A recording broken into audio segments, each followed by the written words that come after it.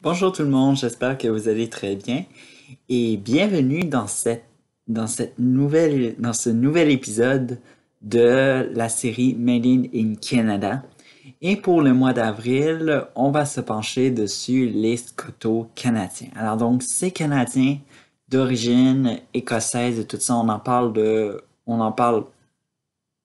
peu ou pas ou presque parce que on considère que le Canada est d'origine a été fondé par les Autochtones, les Français et les Anglais. Et bien sûr, en ce mois d'avril, si on parle des Scoto-Canadiens, c'est parce que à tous les 6 avril, et bien sûr, il y aura plus de 35 ans aujourd'hui, cette année, le Canada célèbre la journée du tartan. Alors donc, c'est la fête de la diaspora écossaise au Canada. Et bien sûr, ceci a été l'initiative de deux néo-écossais, alors donc des gens de la province de la Nouvelle-Écosse. Alors donc, on va se pencher dessus des faits historiques qu'on ne connaît pas ou qui sont enfouis, enfouis ou jamais racontés. Excusez-moi. Pour ceci. Alors donc, nous allons commencer avec la présence coloniale. Alors donc, il faut savoir que en 1621, le roi d'Écosse, Jacques IV, confie à William Alexander, le premier comte de Stirling, d'aller coloniser ce qui est aujourd'hui l'actuelle Nouvelle-Écosse. Et bien sûr, je vais vous montrer qu'est-ce que c'est la Nouvelle-Écosse.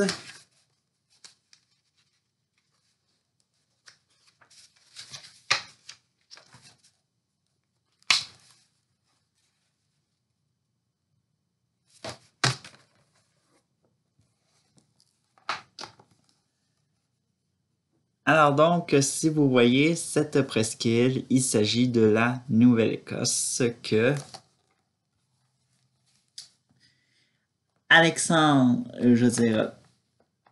William Alexander, le premier comte de Stirling, a tenté de coloniser. Et pourquoi je dis tenter de coloniser? Évidemment, c'est que en 1622, l'établissement de la colonie échoue et bien sûr, on ignore qu'est-ce qui s'est passé après. Mais il faut savoir que par la suite, 7 ans plus tard, il va y avoir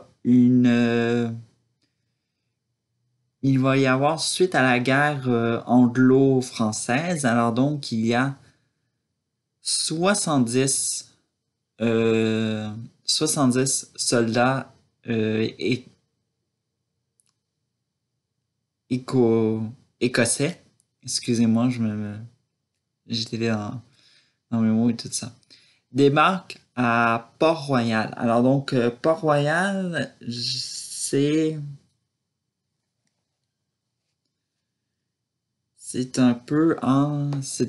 aujourd'hui, c'est Annapolis Royal. Alors donc, c'est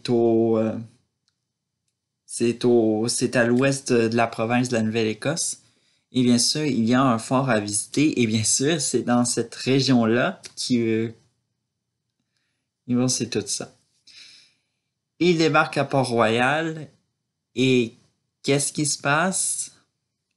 Les 70 soldats écossais ont réussi à faire fuir tous les Français de force et ils vont y construire par la suite le fort Charles et tout ça et ils vont l'occuper de 1629 à 1632 Alors donc 1632, pourquoi? Parce qu'il va y avoir un traité qui est le traité de Saint-Germain en Laye ou en Laye, tout ça.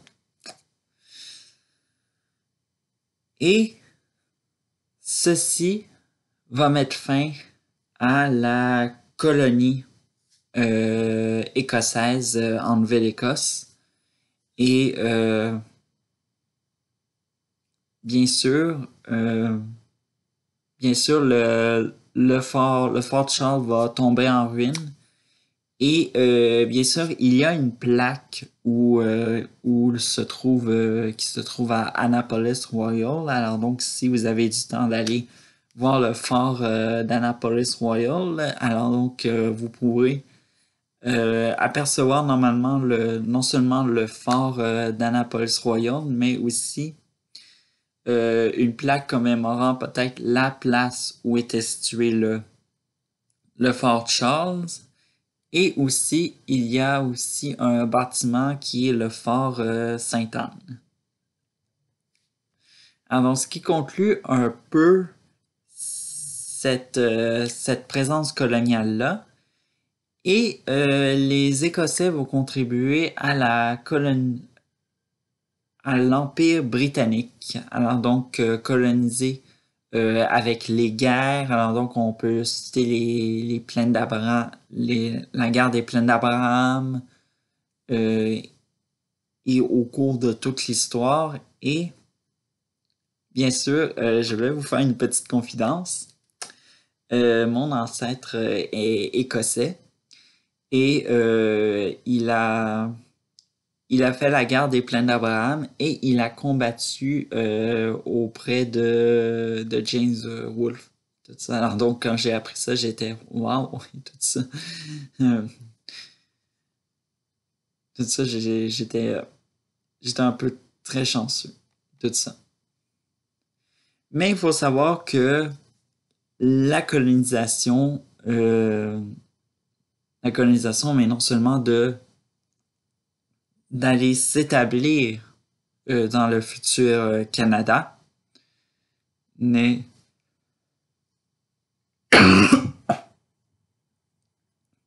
n'était pas un choix fait par son propre gré. C'est ce qu'on va voir dans une preuve qui est les clearances. Alors donc les clearances, il faut savoir que c'est un événement très triste dans l'histoire de l'Écosse.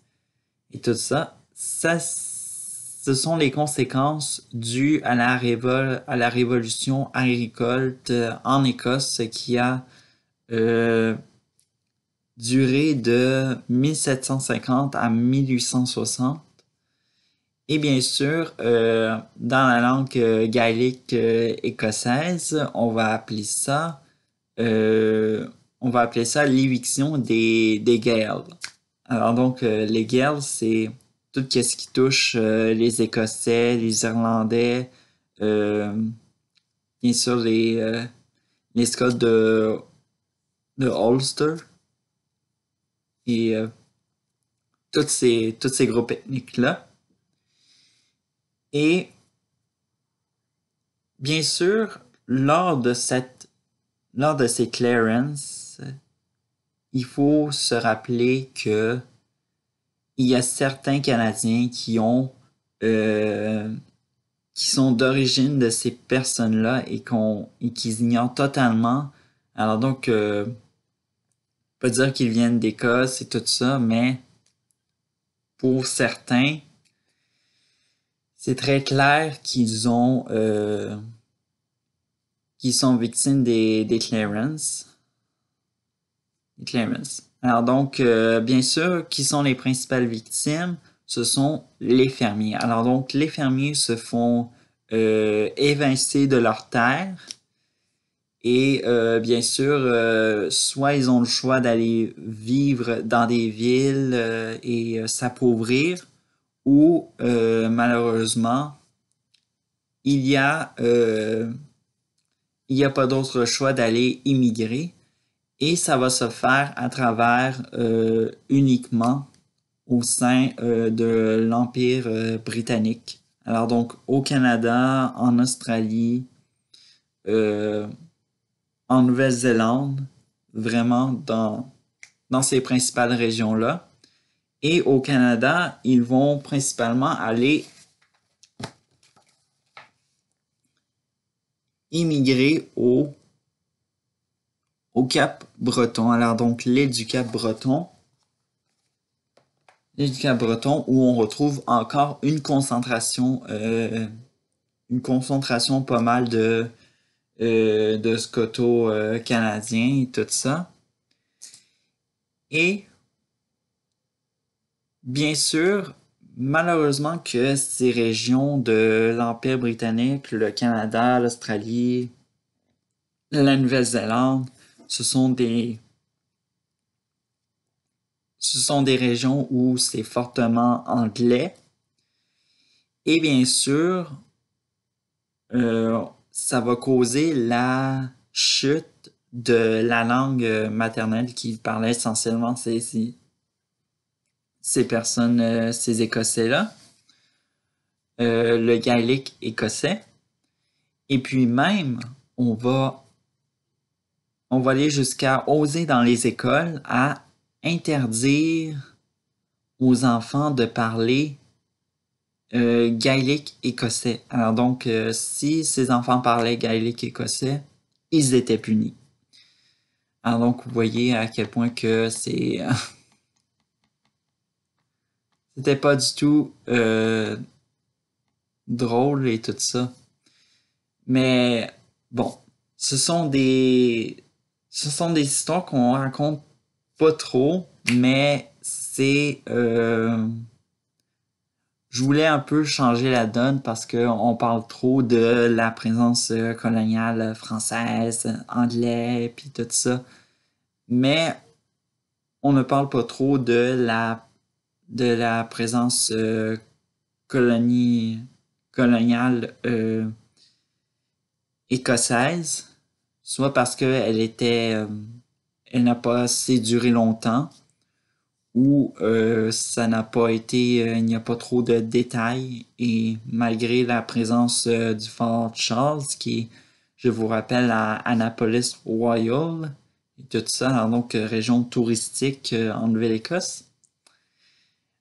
Et bien sûr, ce qu'il faut savoir au niveau des clearances, moi, ce que je souhaite, c'est que il y ait des excuses formelles faites par le Parlement britannique pour avoir déporté des gens de force et d'avoir tué leur culture, leur langue maternelle essentiellement, parce qu'il faut savoir que malgré que le gaélique écossais sont encore parlés au Canada, principalement sur l'île du Cap-Breton, le nombre de personnes qui parlent cette langue-là est totalement en chute libre et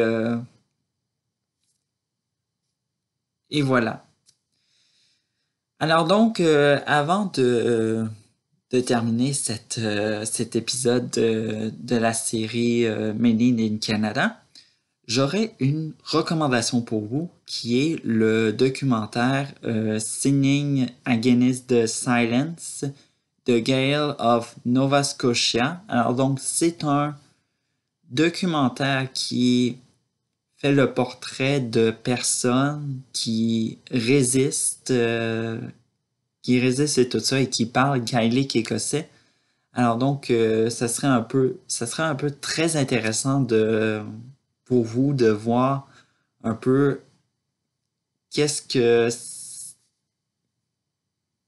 comment ça sonne, comment les gens parlent en gaélique écossais, cette langue régionale qui est d'origine de l'Écosse.